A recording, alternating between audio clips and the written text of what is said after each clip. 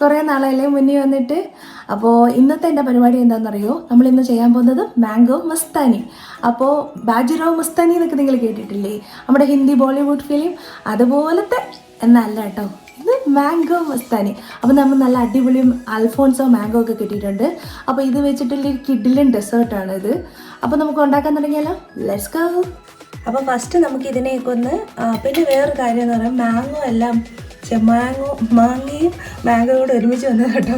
അപ്പോൾ മാങ്ങയെല്ലാം നമ്മളൊരു 10 മിനിറ്റ് നമ്മൾ ഫ്രിഡ്ജിൽ വെച്ചേക്കുവാണെങ്കിൽ ഒരു 10 മിനിറ്റ് വെള്ളത്തിലൊക്കെ ഇട്ട് കുതിർത്തതിന് ശേഷം വേണം ഇത് ഉണ്ടാക്കാൻ.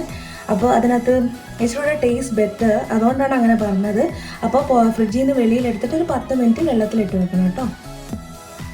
അപ്പം ഇതിനെ നമുക്കിനി നന്നായിട്ട് ക്ലീൻ ചെയ്തെടുക്കാം. നമ്മുടെ ഈ പരസ്യത്തിലൊക്കെ കാണുമ്പോൾ അല്ലേ ഇങ്ങനെ ട്രൈ ചെയ്യണമെന്നൊക്കെ എൻ്റെ ആഗ്രഹം. പക്ഷേ നമുക്ക് പഴയ ടെക്നിക്ക് പറ്റത്തുള്ളൂ കേട്ടോ.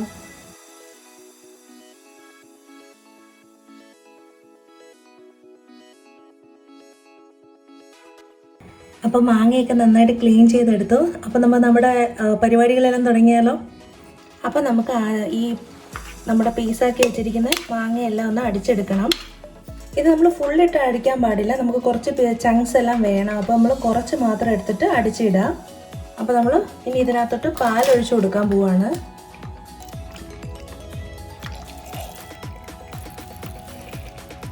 ഇനി വാനില ഐസ്ക്രീം ഇതിനകത്തോട്ട് ഇടണം.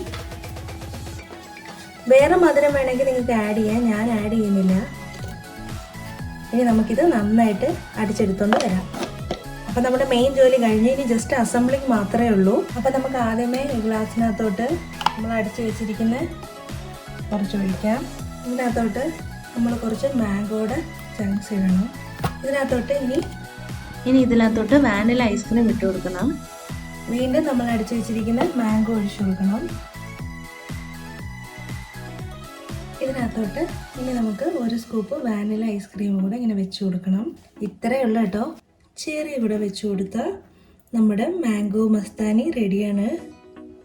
നല്ല ബ്യൂട്ടിഫുൾ ആയിട്ടുള്ള ഒരു ഡെസേർട്ടാണ്. അപ്പോൾ ഈ മാംഗോ സീസൺ തീരും മുമ്പ് എല്ലാവരും ഇതൊന്ന് ഉണ്ടാക്കി നോക്കണം. നല്ല കിഡിലനായിട്ടുള്ള മാംഗോ മസ്താനി.